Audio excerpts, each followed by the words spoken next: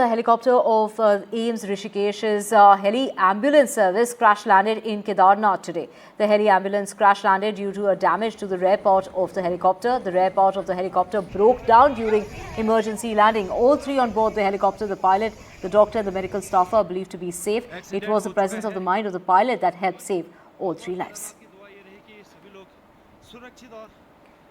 My colleague Kishore Rawat joining us on the phone line. Kishore, really take us to what really happened here in regard to this doctor and this medical staffer were being rushed to Kedarnath in order to assist in some sort of medical emergency, but it ended up being with an emergency landed that could have been very fatal. But thankfully, the pilot had the presence of mind which really helped save all lives. बिल्कुल, जो जानकारी मिली है उसमें एक मरीज थे केदारनाथ में जिनको सांस लेने में दिक्कत आ रही थी, तो तुरंत उनके लिए एयर एम्बुलेंस मंगाई गई ऋषिकेश से।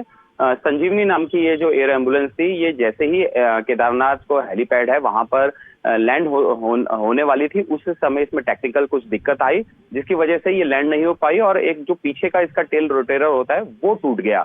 हालांकि जो पायलट था उसने काफी समझदारी दिखाई और हेलीकॉप्टर को ठीक जो हेलीपैड था वहां से करीबन 100 या 150 मीटर की दूरी पर इमरजेंसी लैंडिंग कराई और जिसकी वजह से 2 डॉक्टरों की जान बची और खुद पायलट ने वहां पर काफी सारे लोगों को भी सेव किया, क्योंकि वजह यही थी कि अगर हेलीकॉप्टर ठीक से लैंड नहीं होता तो आसपास यात्रा चल रही है, काफी भीड़ है वहां पर, तो हेलीकॉप्टर वहां पर भी जा सकता था। लेकिन फिलहाल पायलट और दोनों डॉक्टर सेफ है। अब इस पूरे मामले में डीजीसीए की जो टेक्निकल टीम है वो जांच करेगी कि क्या वजह रही कि जो हेलीकॉप्टर है उसका जो पीछे का टेल रोटेटर वो टूटा, जिसकी वजह से ये लैंड नहीं कर पाया और ये जो हादसा जो हुआ सामने।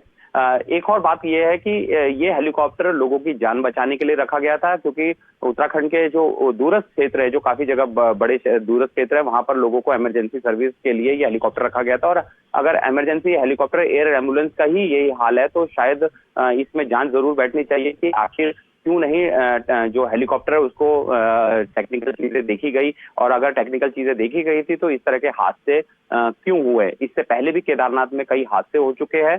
इसी साल की अगर बात करें तो गंगोत्री में एक हादसा हुआ जिसमें हेलीकॉप्टर गिरा, जिसमें 6 लोगों की डेथ हुई। इसके बाद बद्रीनाथ में एक इमरजेंसी लैंडिंग करवाई और इसके अलावा अब जो ये आज जिस तरीके से केदारनाथ में एक इमरजेंसी लैंडिंग हुई वो भी एयर एम्बुलेंस थी, तो ये डीजीसीए और नागरिक उड्डयन विभाग जो उत्तराखंड का वो इसमें अब जांच करेगा।